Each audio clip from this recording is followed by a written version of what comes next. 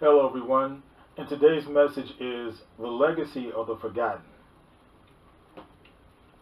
Now, the Lord inspired me to talk about this particular message because there are so many people who go through life and they feel like they have no meaning, they feel like they're worthless, they feel like they're useless. But I'm here to tell you that your life has meaning, your life has worth. You are useful because you were created in the eyes of the Lord. You were created for a time as this. You were created to do the will of the Lord. But like I said, many people feel that they have no worth.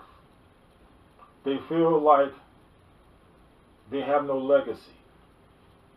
Now, the word legacy has several meanings.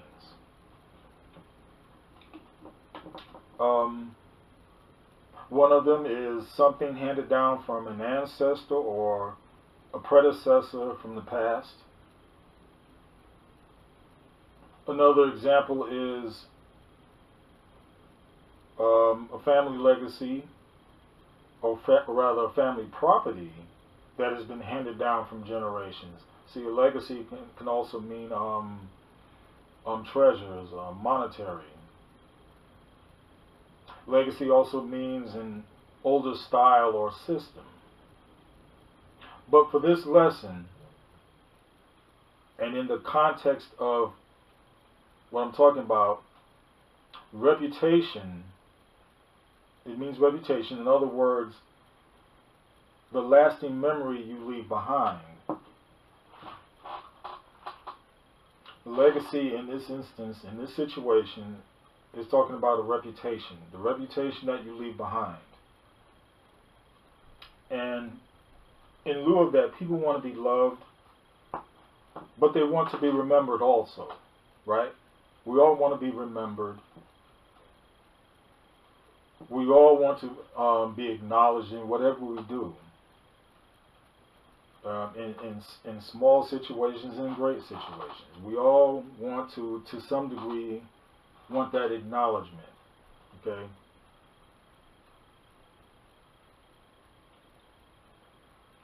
And we want that acknowledgement even if we're introverts, as opposed to being an extrovert. Now, with an extrovert, this type of person will outwardly speak of leaving a legacy, while an introvert will quietly say, I'll let my work speak for itself. Now, an evil man like Hitler spoke of his legacies all the time, or a legacy that he wanted to leave behind. He did it in the sense of domination, oppression, and brutality, with a myriad of lies and deceit to help build that so-called legacy. Hitler had statues erected, and you can hear this about many dictators or infamous leaders. They would have statues erected, they would have stories conjured up by them, stories told about them. And getting back with Hitler, Hitler had a propaganda machine going. He had people who specifically talked him up. He had specifically people who ran interference for him. In other words, any detail that was deemed offensive or bad in front of the people, he would have it cleaned up. In other words, he wouldn't let the truth about himself come out because he wanted to leave this legacy. He had a reputation he needed to uphold. And though he was responsible for millions of deaths, but within his own realm, within his own sphere, talking about the German people, Germany itself, he for a long time, misled the people into thinking that he was this great man that they all needed to uphold. And again, it was all about the lies that he put forward to ensure his legacy. But a hero in a true sense does the will of God, and he is almost unconscious of a legacy because that person is too busy doing the will and good of God. See, when you are in the process of doing what's right versus what's wrong, you're not thinking about a legacy. You don't have time to think about those things. When your mind is geared toward God Himself, when your heart is there to do good for others, what you do goes before you. What you do gets out to others. What you do is noticed by God. He notices you. He sees you. And when you do these good things in His will, in His way, He blesses you and continues to pave ways and paths for you.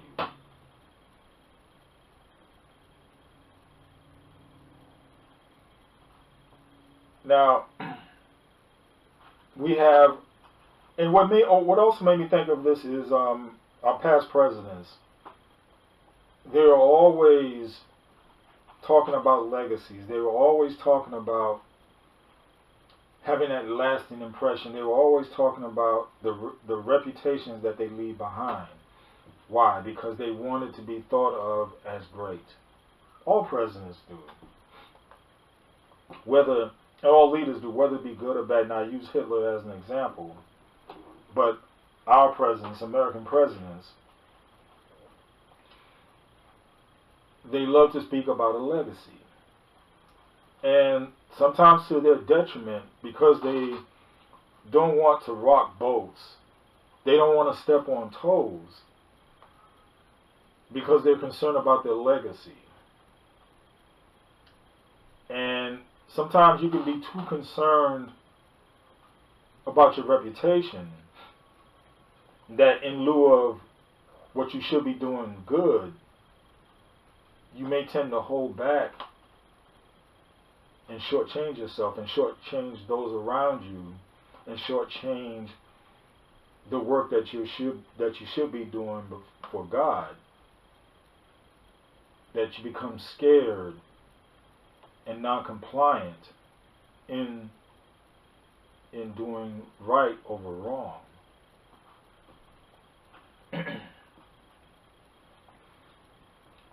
But getting back to the word of getting back to that word of legacy.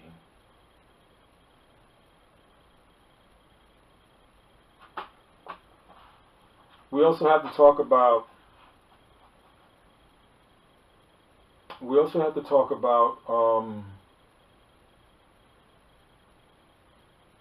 getting behind the root of things here. And the root is when we have a people who become depressed, who have who think that they're not all that, who think that they have nothing to leave behind, who think that they are worthless, they are useless. Many things can come into play because of that type of thought, that frame of mind. And depression comes in. We have many people out here who think low of themselves. And I'm not talking about situations where you're being humble. I'm talking about really think low of themselves. And they get to a state of depression And depression has many symptoms when it comes to when you have this type of feeling about yourself. And this type of depression can, like I said, lead you to thinking in ways that you shouldn't. You become, like I said, depressed. You become lonely. You can become bitter.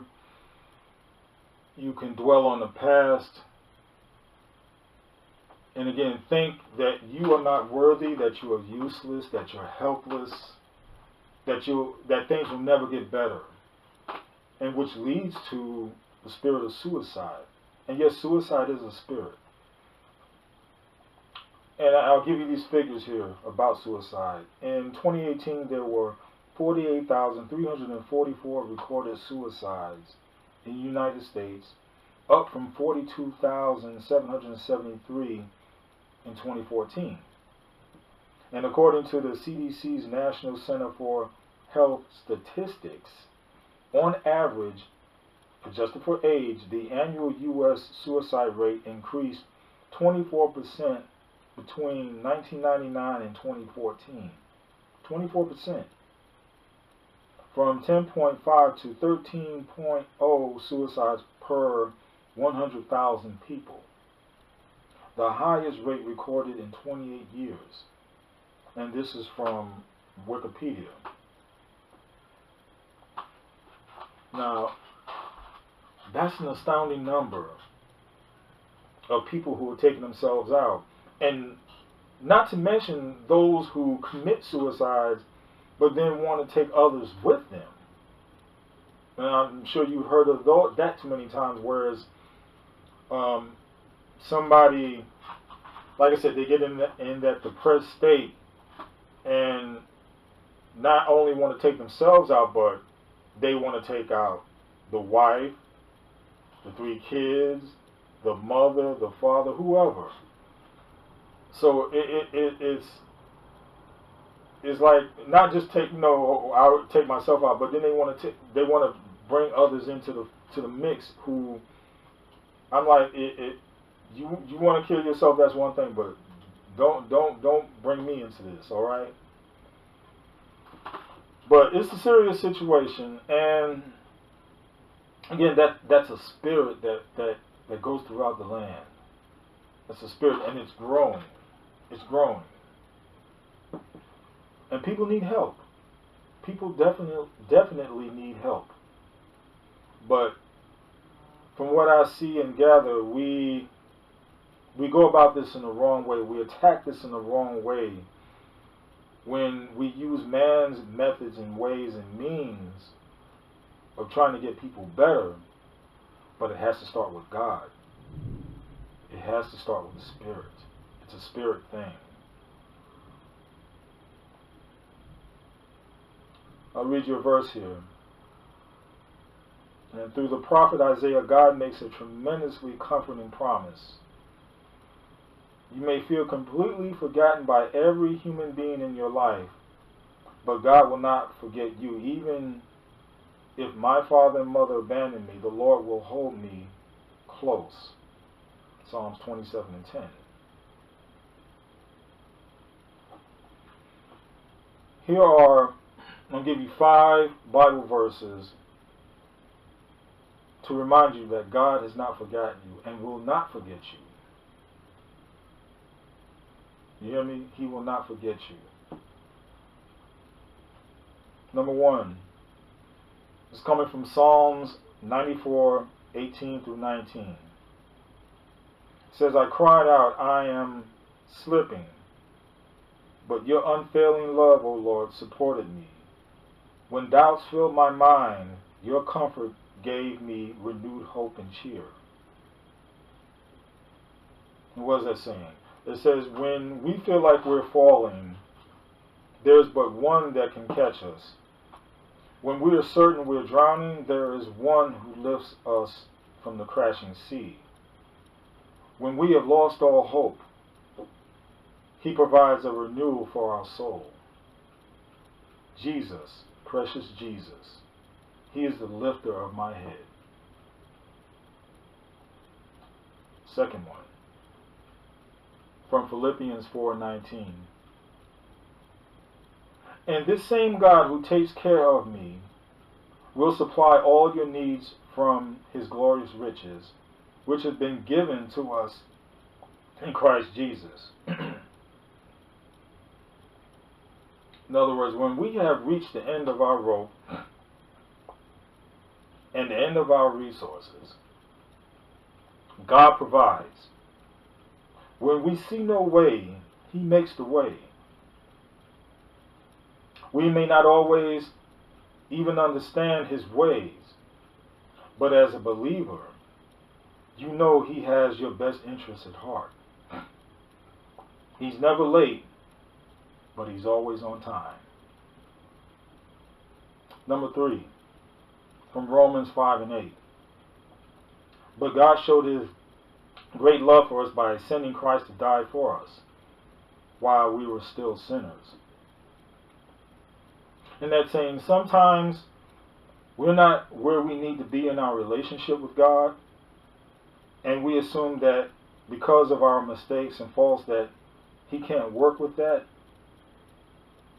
We mistaken his silence for absence, when in all reality, he just wants us to hear his voice more clearly. If not by works that we are saved, God doesn't love us more for being better. He just loves us. He loves us enough to die for. Nothing can change that. Number 4, from Matthew 28:20. Teach these new disciples to obey all the commands I have given you, and be sure of this: I am with you always, even to the end of the age.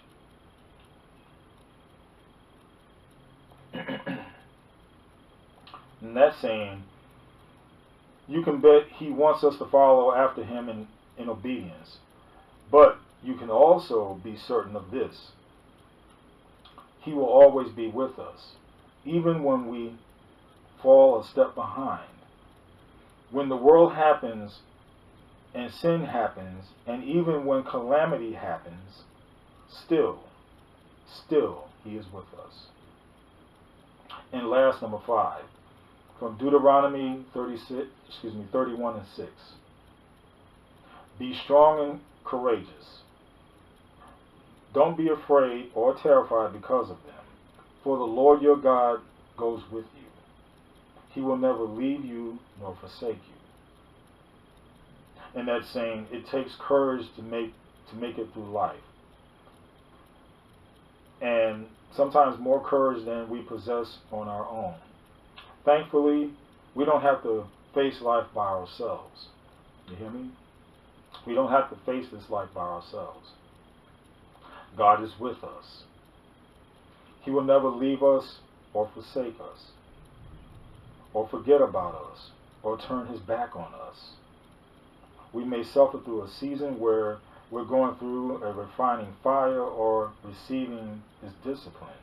And yes, sometimes we'll go through a season because we're receiving his discipline. But he won't abandon us. In the moments where you feel lost and alone and crushed and up from under your anxiety, repeat these verses to yourself. Repeat them. And remember that though it may seem at the moment that he has forgotten you, the truth is he hasn't. And remember the title of this lesson: The Legacy of the Forgotten. No, you're not forgotten. For as long as being saved in Christ, the Lord will never forget you. And your legacy is cemented in him. Enough said. Thank you for watching, and let Jesus be your guide for a great day. And be sure to subscribe and also hit the notification bell. And from Romans 12:2, be transformed by the renewing of your mind. Enough said.